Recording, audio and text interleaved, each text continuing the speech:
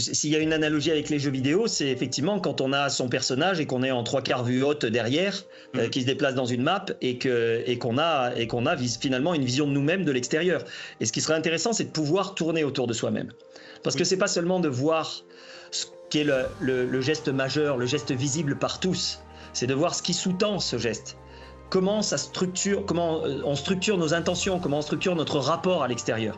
Et donc là, il y a quelque chose de beaucoup plus introspectif, forcément, qui à mon avis n'est plus visible dans l'univers des jeux vidéo tel que cette vue qui serait juste derrière, quoi, voilà, où on verrait les faits et gestes. Mais les faits et gestes, c'est qu'une partie visible de l'iceberg. Et alors, deuxième chose, par rapport au jeu et au heal, je pense que la réflexivité, c'est une sorte d'élastique en permanence tendu entre le jeu et le heal, c'est-à-dire l'intériorité et l'extériorité. Mais il y a impossibilité, à mon sens, du point de vue philosophique et puis dans une approche systémique et de la complexité, il y a une impossibilité d'être totalement extérieur, il y a une possibilité d'être totalement intérieur, c'est lorsqu'on ne vit que par ses affects, c'est-à-dire qu'on ne passe plus au stade de la réflexion, on n'est que dans la réactivité. Par contre, être au stade complètement de l'extérieur, c'est perdre probablement le fil avec la réalité, et notamment une composante essentielle qui est celle des émotions, des affects, comme filtre de lecture du monde. C'est chez Damasio qu'on trouve des éléments de cet ordre-là.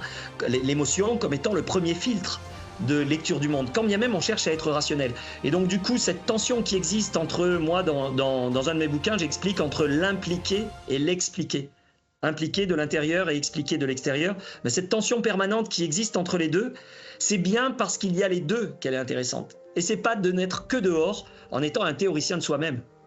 C'est bien parce qu'être un théoricien de soi-même, créer son épistémologie personnelle, est en permanence confronté, challengé avec les émotions et des arbitrages qui sont faits d'affections, d'émotions, de biais cognitifs.